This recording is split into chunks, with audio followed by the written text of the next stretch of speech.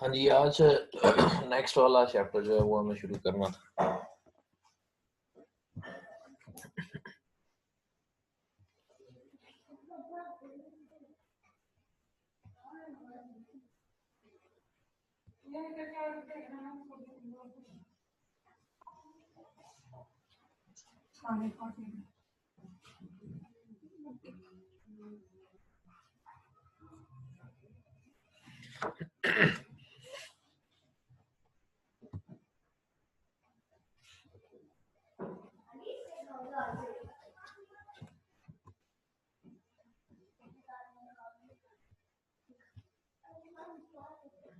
जो भी सारी एक एक करके आप आ रहे हैं सारे।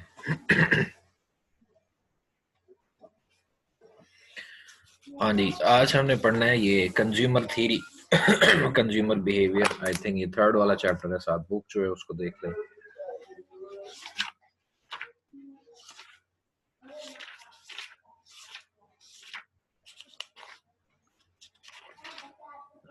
पार्ट 2 है जिसमें producers, consumers and competitive markets, और उसमें चैप्टर्स हैं। चैप्टर नंबर 3 है, 4 है, 5 एंड 6, 7, 8, 9 तक ये चैप्टर्स पढ़ने हैं हमने। इसमें जो वो सबसे पहले वाला चैप्टर है दैट इज कंज्यूमर बिहेवियर, वो भी हमने पढ़ना है। कंज्यूमर बिहेवियर जो है ये हमने यहाँ पे जी पढ़ना है। तो इसको शुरू करते हैं।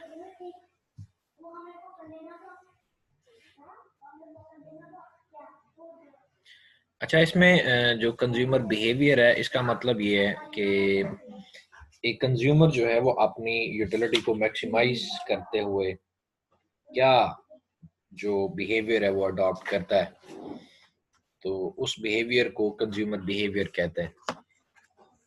जिसमें कुछ चीज़ें जो हैं वो हमने रीड आउट करनी है।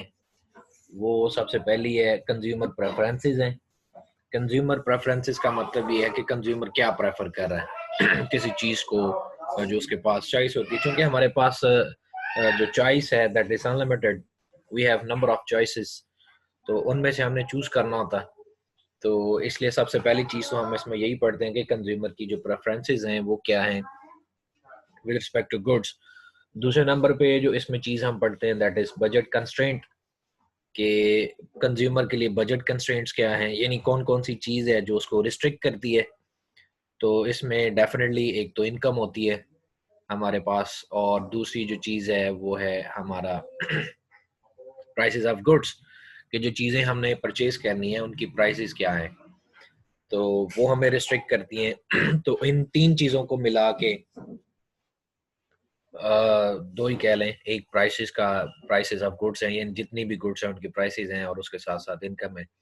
उससे हम बजट कंस्ट्रेंट जो है वो बनाते हैं, फिर उसके अकॉर्डिंग हम डिसाइड करते हैं कि एक कंज्यूमर जो है वो क्या परचेज करेगा और उसकी जो यूटिलिटी है वो मैक्सिमाइज्ड कैसे होगी। उसके बाद जो तीसरी चीज हम इसमें पढ़ते हैं दैट इज कंज्यूमर चॉइसेस, कि कंज्यूमर जो है वो क्या चॉइस लेता है जब उसके पास बजट कंस्ट्रेंट्स भी हों, उसके साथ साथ उसके पास प्रेफरेंसेस भी गिवन हो, कि वो क्या पसंद करता है वो भी पता हो, तो फिर उसकी चॉइस क्या बनती है according to his budget constraint या इनकम और प्राइसेस के सब्जेक्ट टू वो कैसे अपना डिसीजन लेता है कि उसने कौन सी चीज जो है उसको चूज करना है। तो ये इस चैप्टर में हमने ये चीजें पढ़नी है। इसको इन जनरल जो है वो हम कहते हैं कंज्यूमर इक्विलिब्रियम। कंज्यूमर इक्विलिब्रियम, तो कंज्यूमर इक्विलिब्रियम जो है ये बेसिकली हमें ये बताता है कि एक कंज्यूमर जो है उसकी यूटिलिटी मैक्सिमाइज्ड कैसे होती है। तो ये वाला कॉन्सेप्ट जो है हमने यहाँ पे पढ़ना होता है। तो इस पे ही शुरू करते हैं। स्लाइड्स पे पहले मैंने बजट कंस्ट्रेंट का बनाया हुआ है, लेकिन बुक वाला जो है उसमें पहले इंडिफरेंस कर्व है। तो इंडिफरेंस कर्व जो है चलें उसको हम नेक्स्ट लेक्चर में रख लेते हैं। अभी हम बजट कंस्ट्रेंट जो है उसको पढ़ते हैं। तो बजट कंस्ट्रेंट क्या है कहता है income is one of the factors affecting the quantity demanded by the consumers. Income जो है सबसे इंपॉर्टेंट फैक्टर होता है जो हमारी क्वांटिटी डिमांड है उसको अफेक्ट कर रहा होता है। उसके अकॉर्डिंग हमने डिसाइड करना होता है कि किसी चीज़ जो है उसको हमने किस मिकदार में खरीदना है। अगर आपने इसी चैप्टर टॉपिक को बुक से देखना है तो आप जंप कर सकते हैं पेज नंबर 1054 पे। सेक्शन है 3.2 बजट कंस्ट्रेंट्स। तो ये बजट लाइन जो है यहाँ पे आप आ जाए डायरेक्टली।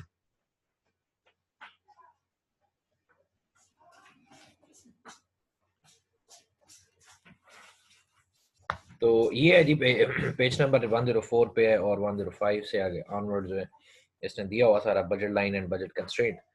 तो चूंकि दो चीजें हैं इसमें जो सबसे इंपॉर्टेंट है, वन इज द इनकम कि वो तय करती है कि हमने किसी चीज को कितना खरीदना है, and the other one is the prices.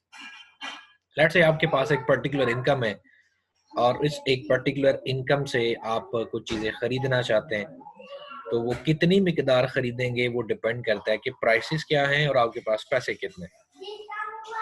तो अगर आपको एक सिचुएशन दी जाए तो उससे हम इजीली डिसाइड कर सकते हैं कि इनकम क्या है और प्राइसेस क्या हैं, तो फिर हम इजीली डिसाइड कर सकते हैं जी कि हम किसी चीज़ को किसी खरीदना चाहते हैं तो वो कितना खरीद सकते हैं।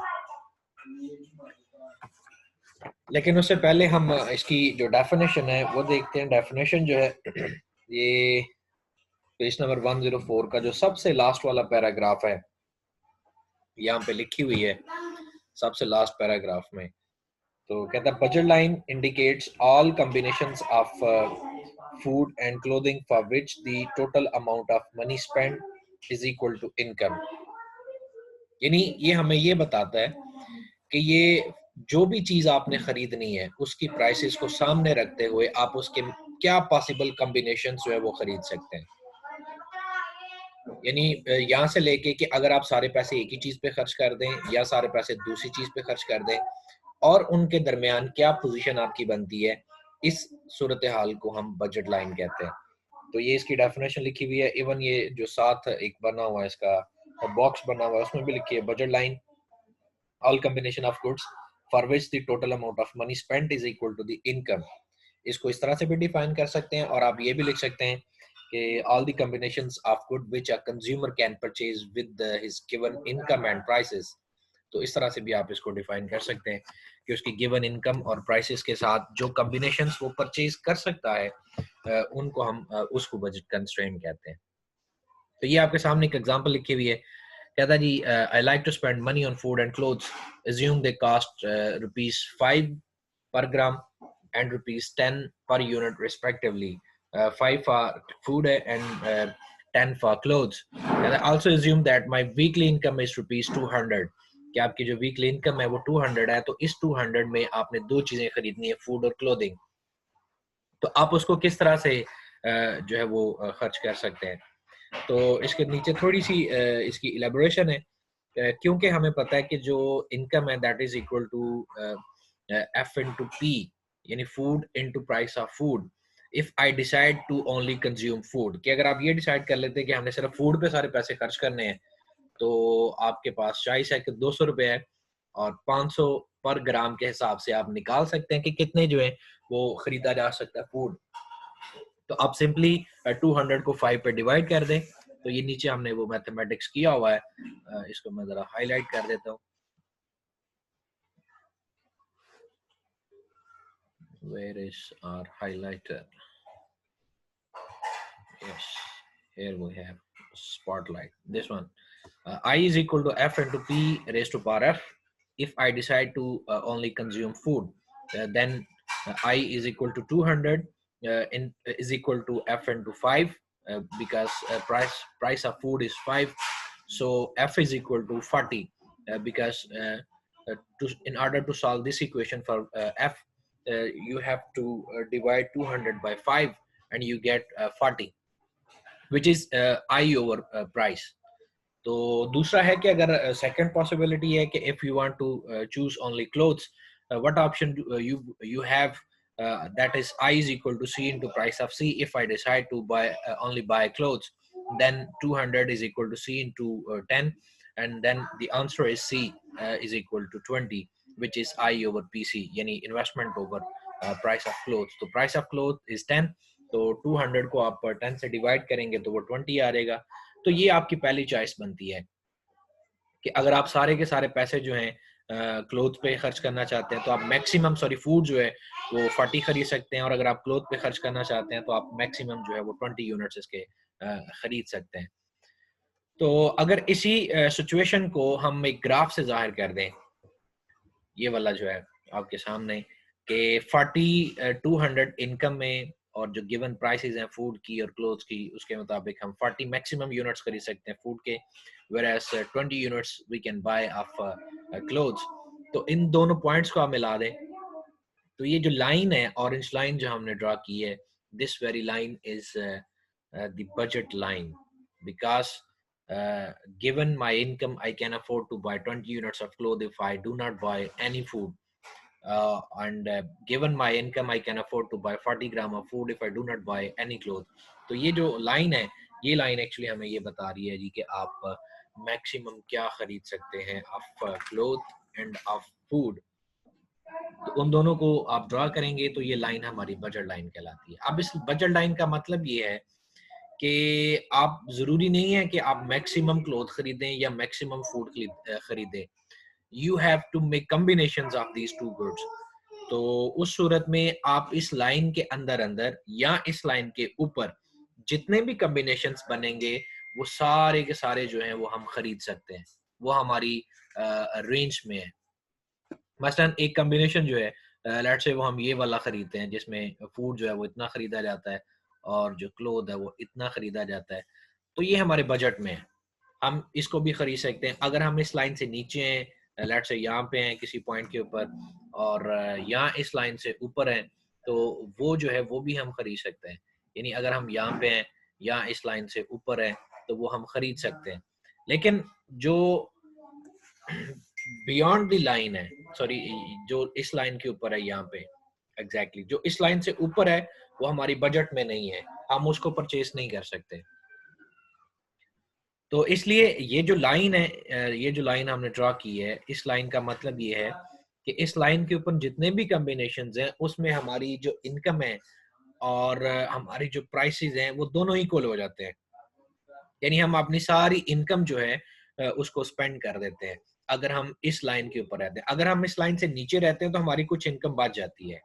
अगर हम इस लाइन से ऊपर चले जाते हैं तो उसका मतलब है कि हम अपनी इनकम से ज्यादा की बात कर रहे हैं, हम उसको खरीद नहीं सकते। तो ये है जी। उसके बाद कहता है if instead I want to balance my consumption between the two, it must be true that I do not spend more than my income. तो ये हमारा डिसीजन होता है जिसके मुताबिक हमारी जो बजट लाइन है वो ये बनती है, I is equal to f of p f into p f plus c into pc। यानी इनकम जो है वो इक्वल है फूड और उसकी मल्टीप्लीकेशन है प्राइस के साथ, और क्लोथिंग और उसकी मल्टीप्लीकेशन है उसकी प्राइस के साथ।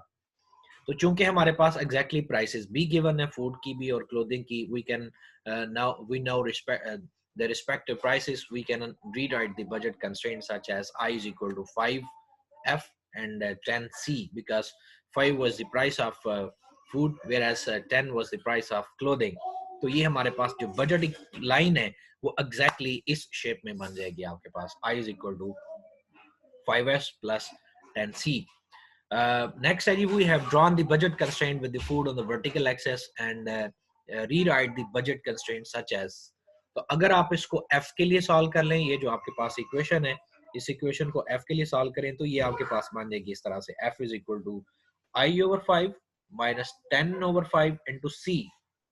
तो ये जो है ये हमारे पास वर्टिकल एक्सिस निकल आएगा कि अगर हम f पे सारे पैसे खर्च कर रहे हैं तो वो कितने बनते हैं। इसी तरह अगर आप हॉरिजॉन्टल एक्सिस को फाइंड आउट करना चाहते हैं तो उस सूरत में ये वाली जो इक्वेशन है इसको आप c के लिए सॉल्व कर लें तो आपके पास हॉरिजॉन्टल एक्सिस जो है वो निकल आएंगे और उसको हम फाइंड आउट कर लेंगे जी कि उसकी वैल्यू क्या बनती है। अच्छा जी, अब हम थोड़ा सा इसको बुक से भी देख लेते हैं साथ कि what book says about this. Feasible set ये इसको देख लेंगे कि ये जो शेडेड एरिया है, कहते हैं given my income any bundle below the budget constraint is affordable, any bundle on the budget constraint is just affordable. यानी जो ये जो शेडेड एरिया है इसके अंदर जो भी कॉम्बिनेशंस बनते हैं वो हम इजीली खरीद सकते हैं, लेकिन उसमें हमारी इनकम जो है वो सारी की सारी कंज्यूम नहीं होती, उसमें कुछ इनकम हमारी बच जाती है। लेकिन इस लाइन के ऊपर ये वाली जो लाइन है जो एग्जैक्टली हमने 40 और 20 को मिलाने से बनाई है, ये लाइन जो है इस पे जब हम पैसे खर्च करेंगे तो वो सारी की सारी हमारी इनकम जो है वो कंज्यूम हो जाती है। उसके बाद इसकी शिफ्टिंग है, शिफ्टिंग आप देख सकते हैं, we saw earlier that the slope of the budget constraint depends on the relative prices, क्योंकि इसकी जो स्लोप है वो डिपेंड करती है दोनों की प्राइसेस पे, कि अगर प्राइसेस चेंज होंगी तो इसका स्लोप चेंज हो जाएगा, तो इसलिए slope is equal to minus P C over P F है। A change in the price of one good will lead to the rotation of the budget constraint। अगर किसी एक चीज की प्राइस चेंज होती है तो बजट रोटेशन हो जाएगी। मसलन आपने जैसे पीछे पढ़ा है कि वो फूड की प्राइस 5 है, उसको 10 कर दें तो इसका मतलब है कि फूड आप अगर 40 खरीद रहे हैं तो आप 20 पे आ जाएंगे, तो आपकी जो बजट लाइन है वो रोटेट होगी, इनवर्ट हो जाएगी। इसी तरह a change in the income of the consumer will lead to shift to the budget constraint. अगर आपकी इनकम जो है वो चेंज हो जाती है तो बजट लाइन शिफ्ट हो जाती है। तो there is difference between rotation and budget shifting. Shifting का मतलब है कि दोनों एंड से हम मूव कर जाते हैं, वेयर एज रोटेशन का मतलब है कि जी एक एंड से आप मूव करते हैं, एक एंड पे आप वहीं पर रहते हैं। नेक्स्ट ये ग्राफ बना हुआ है, कहता है what if both prices change by the same proportion. फिर क्या होगा अगर दोनों प्राइसेस सेम प्रोपोर्शन से चेंज हो जाएंगी, तो कौन बताएगा क्या होगा। बुक पेज ज़ुहैब तालब 105 है।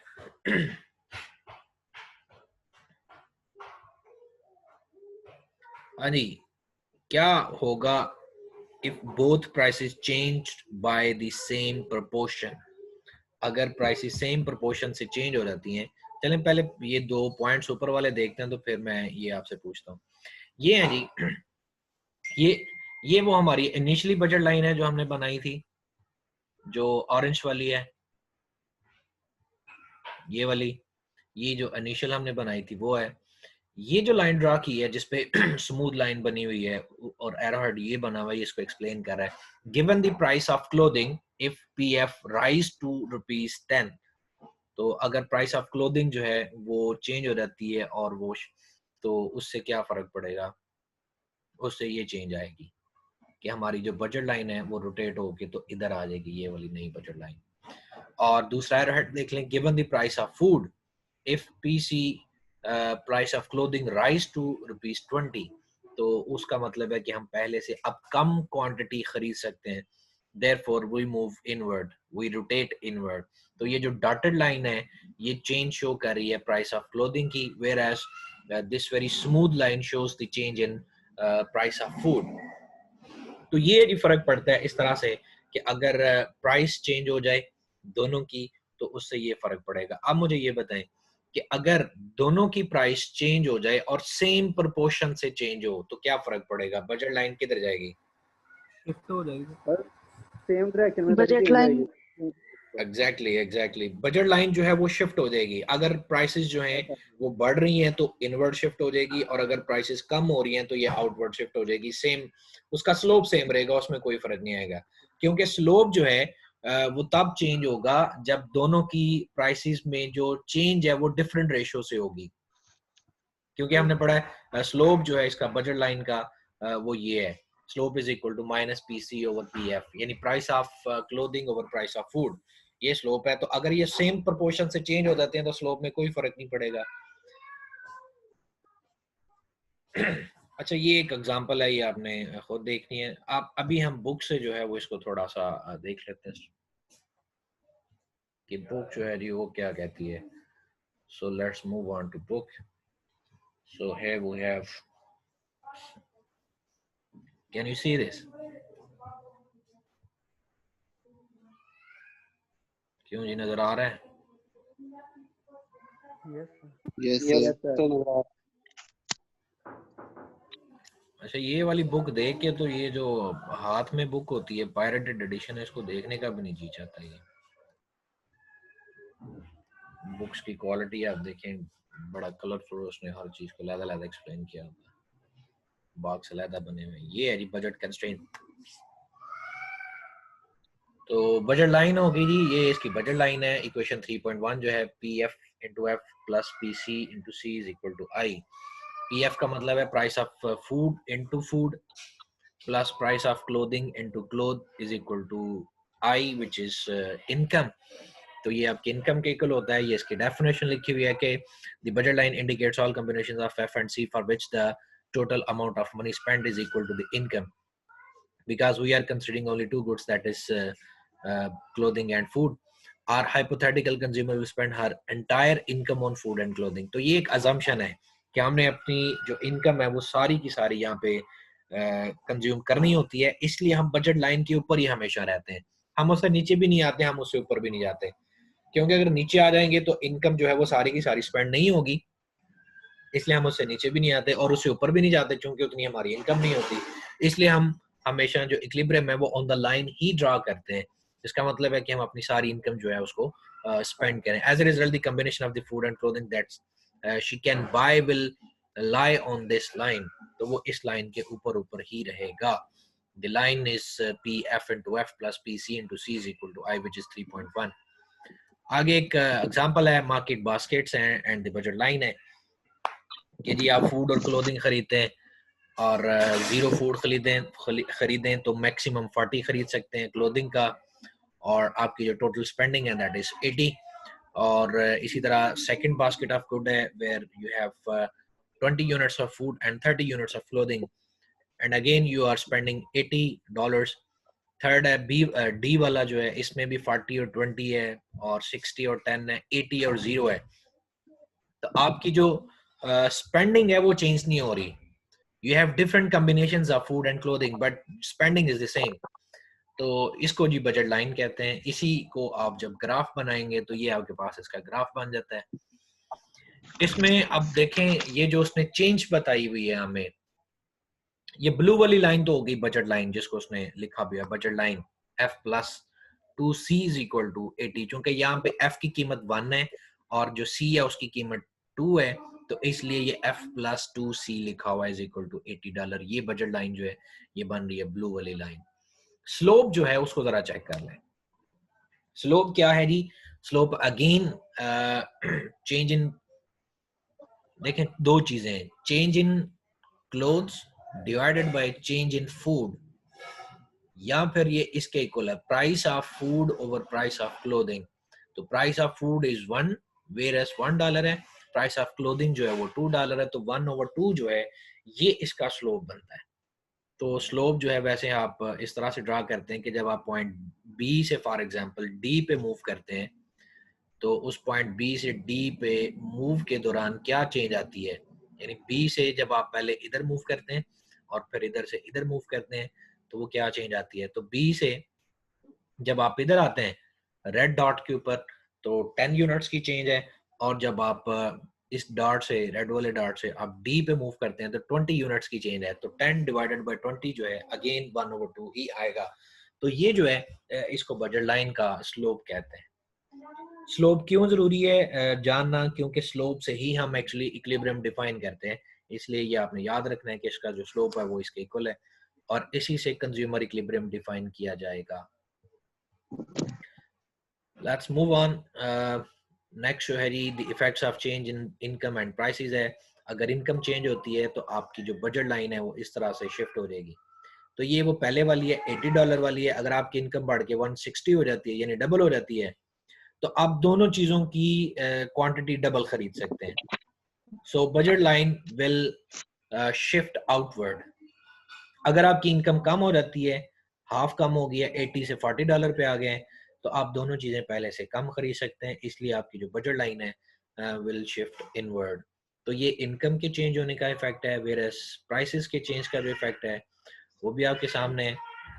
यहाँ पे उसने एक ही चीज की प्राइस जो है उसको चेंज किया हुआ है कि पहले तो आप 80 यूनिट्स खरीद सकते थे, अगर चीज महंगी हो जाए, प्राइस इज इक्वल टू 2 हो जाए फूड की, तो आप उसके 40 यूनिट्स खरीद सकेंगे।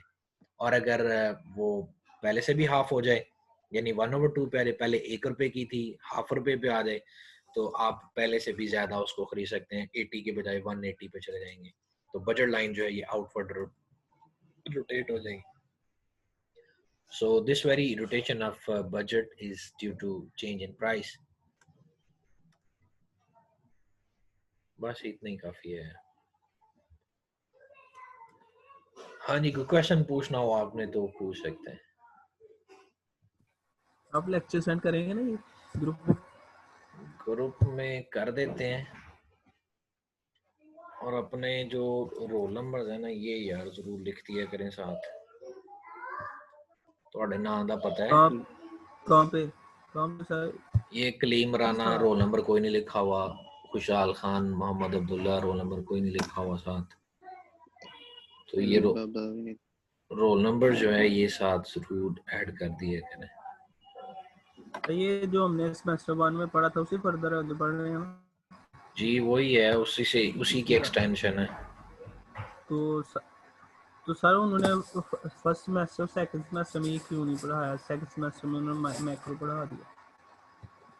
ये है इंटरमीडिएट माइक्रो इकोनॉमिक्स। तो पहले जो पहली है इंट्रोडक्टरी, पढ़ी थी ना, पहले आपने पढ़ी थी इंट्रोडक्टरी माइक्रो एंड मैक्रो, पहले 2 सेमेस्टर में। अब आपने पढ़नी है इंटरमीडिएट माइक्रो एंड मैक्रो, और फिर उसके बाद आप पढ़ेंगे एडवांस माइक्रो एंड मैक्रो। तो ये इसलिए वो स्टेप बाय स्टेप चल रहे हैं। पहले आपको दोनों उन्होंने इंटरमीडिएट वाली पढ़ाई है, फिर उसके बाद वो दोनों आपको जो नेक्स्ट स्टेज वाली हैं वो पढ़ाएंगे। ठीक है जी, अल्लाह हाफिज आपका।